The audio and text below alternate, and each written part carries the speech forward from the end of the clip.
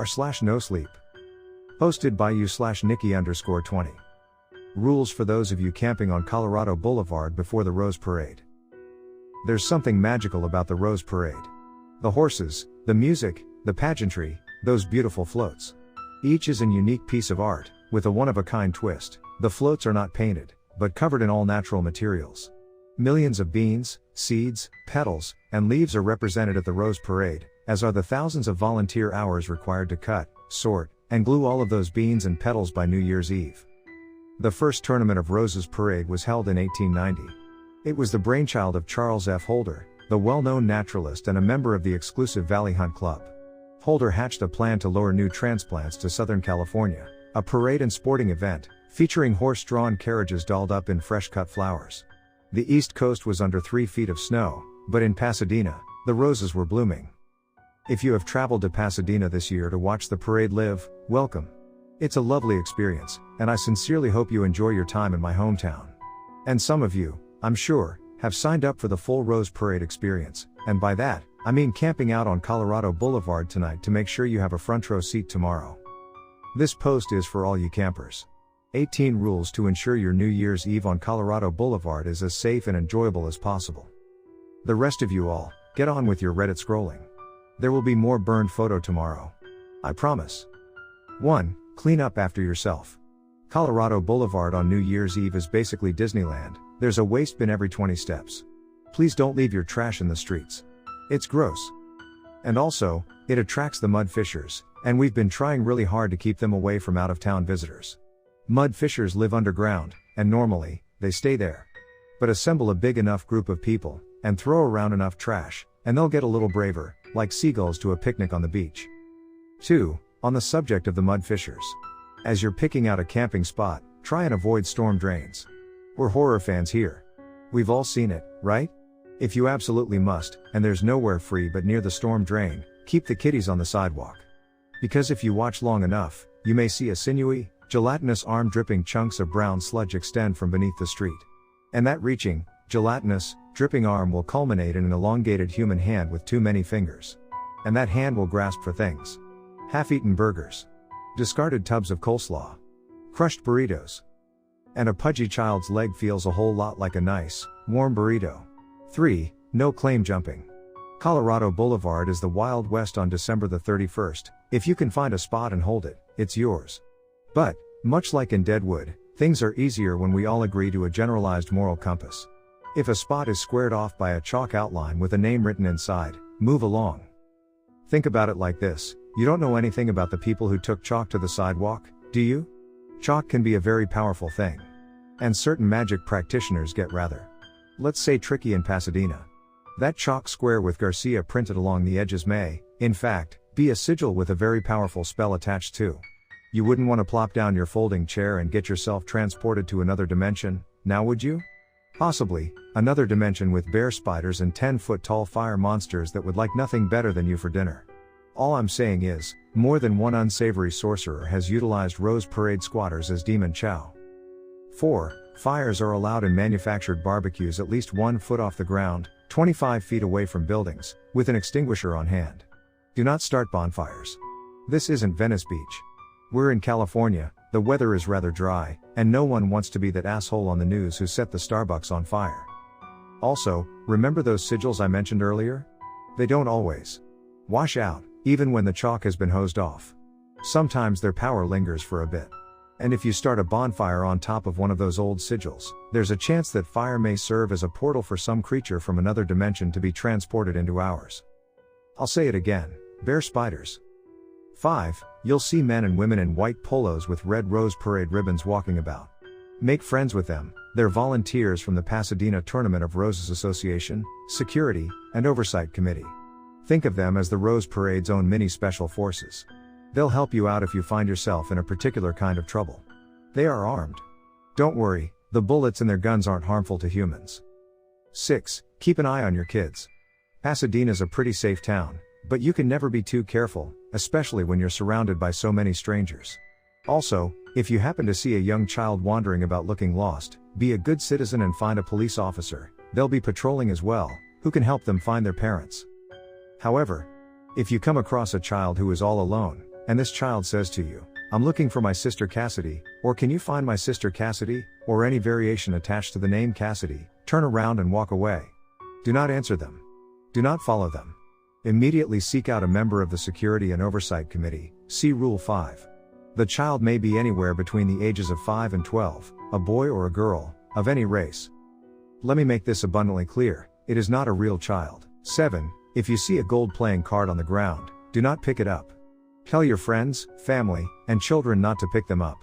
If you notice another parade guest picking up a gold playing card, avoid that person the rest of the night. No need to alert the police or the Security and Oversight Committee. There's nothing anyone can do for them.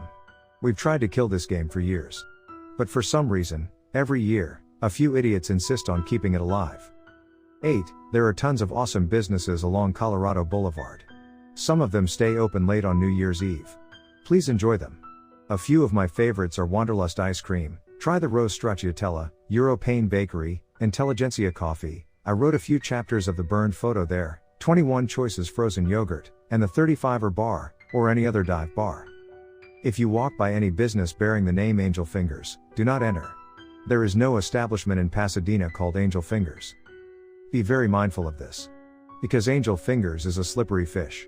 It's appeared as Angel Fingers Crepes, Angel Fingers Massage, and Manicure, Angel Fingers Plus Size Outlet, and so on. Sometimes it'll get cute with languages, Dita D'Angelo Italian Eatery, for example. I've been told it appeared as a strip joint once. Whatever sort of establishment it concocts this year, the rule is the same: do not, under any circumstances, walk through the door. Angel Fingers will appear warm and inviting. The young man or young lady behind the counter will be attractive. And the thing it is selling, whatever that product may be, will be exactly the product you wish to purchase at the exact moment you notice it. Don't be fooled. If you enter Angel Fingers, you will never exit. 9. Selling anything along the parade route without a city permit is prohibited. Will individuals play fast and loose with this particular rule? Of course. 99% of these unlicensed vendors are harmless. The guy or girl grilling street dogs is probably fine. If, however, you happen across a man in an overcoat selling yellow popsicles out of a pushcart, do not buy one. Avoid that man. Find a member of the Security and Oversight Committee and alert them. If you happen across a woman in a shawl hawking fresh cut blossoms from the Garden of Bethel, same thing. Or anyone selling horns. Horns aren't dangerous. They're just really, really annoying. 10. Back to the playing cards thing, see Rule 7. Avoid anyone who is carrying around gold playing cards. They are involved in the Rose Queen game. Another way to identify players: they will all be wearing the same necklace. It's a pink rose quartz pendant shaped like a little woman with an elephant's trunk, on a gold or silver chain. Stay away from these players. If they try to strike up a conversation with you, kindly excuse yourself. 11. You may be approached by a woman who offers to tell your fortune. Or you may pass tarot readers with their cards set up on the sidewalk, palm readers. Last year, there was a teenaged goth chick throwing rune stones. Think of these women as Rosario Dawson and the Old Town prostitutes from Sin City. If you aren't buying what they're selling, politely decline and walk away. If you are interested in knowing what the future holds, ask to see her membership card from the Pasadena Witches Coven. If she's a member, she will happily show it to you. If she argues or becomes indignant, walk away. She's an amateur. She might actually, intentionally or not, put a hex on you. And she's taking her life into her hands. The Pasadena Witches Coven is the oldest occult society in the city, and they don't appreciate interlopers cutting into their profit margins. If she does have a membership card, proceed with caution. You play by her rules, not the other way around. She will be open and honest about her fees. Pay in full. Whether or not you are satisfied with your reading, do not haggle with her. Do not refuse to pay. I'm telling you this for your own good. There's a story still told in Pasadena. Once, in the 1940s, Jack Parsons hired 2 women from the Pasadena Witches Coven to perform a seance, then stiff them. He woke up 13 hours later off the trail in Eaton Canyon, pants around his ankles, watch and wallet missing, with no memory of how he got there. 12. You may come across individuals, typically high school or college students, doing odd things. Barking like a dog up a tree, for example. Walking backwards in a circle, chanting gibberish. Clawing at their own skin. Running, face first, into a wall. Do not attempt to stop them. Do not approach them at all. They are playing the Rose Queen game, see Rules 7 and 10. If you cannot tell the difference between a player and an intoxicated person who may be in need of medical assistance, find a member of the Security and Oversight Committee. They will ascertain what, if anything, needs to be done next. And once more, do not speak to a player yourself. If they approach you, extract yourself from the conversation and move far away. 13. There will be homeless individuals camped out along the parade route. Most are harmless. If you don't bother them, they won't bother you. Feel free to give them spare change. Personally, I prefer buying them a sandwich or offering an extra jacket over handing out cash, to avoid enabling someone's drug or alcohol habit. But to each their own. If you discover a homeless woman wearing long sleeves, gloves, and a billowing skirt that covers her feet, stay away from her. She may present knitting a baby sweater. You'll recognize this woman, because the longer you stare at her, the more wrong she will appear. Her eyes are too far apart. Her knees and elbows bend the wrong way. Her tongue is pitch black. Little details, gone in an instant, but details that kick in your id, spurred by whatever bit of our unconscious recognizes things not of this world and warns us to fear them. If you see a woman matching the description, immediately notify a member of the Security and Oversight Committee. No need to play this one coy, she eats people. 14. Stay away from abandoned storefronts. Specifically, abandoned storefronts with a circle around a Z spray painted on their doors. All the infected storefronts should have been tagged, but there's a chance we missed a couple, so to be safe, stay from all abandoned storefronts as a general rule. If you have no choice but to set up camp in front of an abandoned storefront, try not to look at it for too long, and don't get too close. If you hear scratching on the door or windows of the abandoned storefront, ignore it. If you hear knocks, ignore them as well. Do not, under any circumstances, open the door.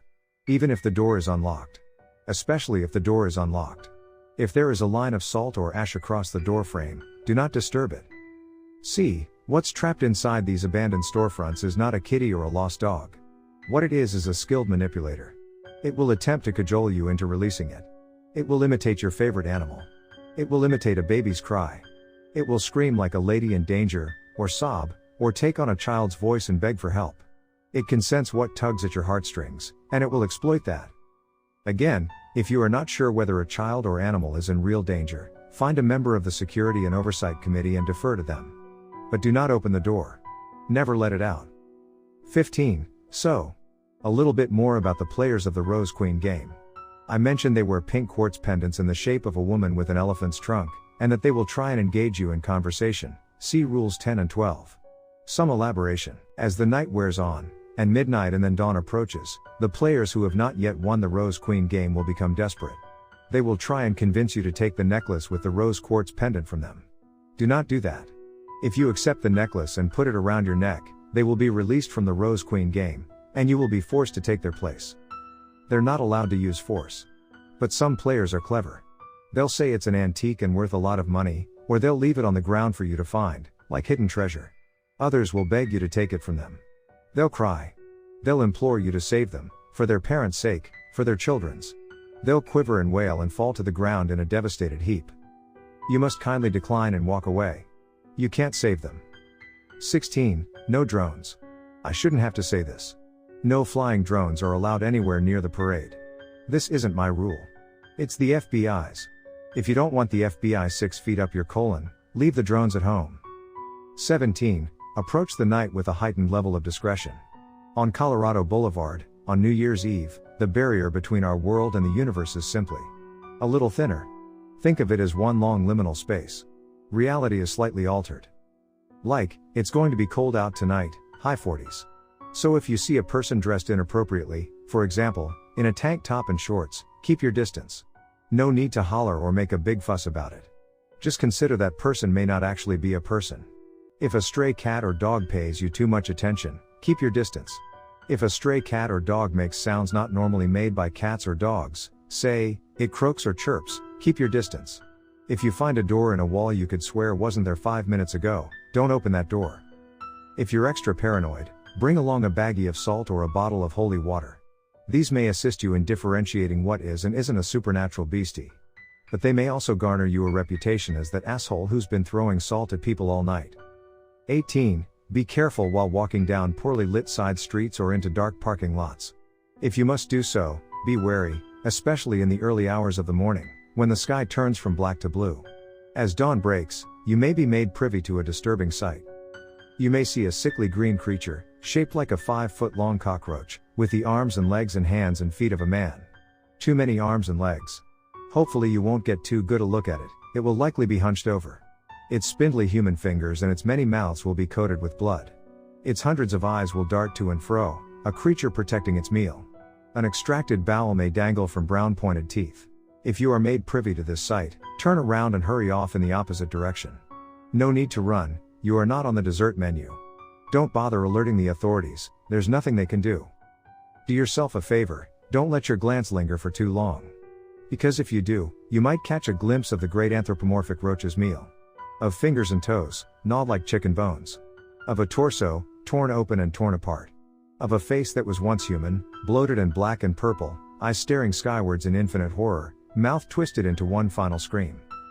This meal was, a player. A player who lost the Rose Queen game. That's about it, guys. Stay safe out there. Support local businesses, tip your waiters, and take lots of photos and videos. The Rose Parade truly is a special experience, and I hope each and every one of you has the time of your life. Happy New Year! And welcome to Pasadena.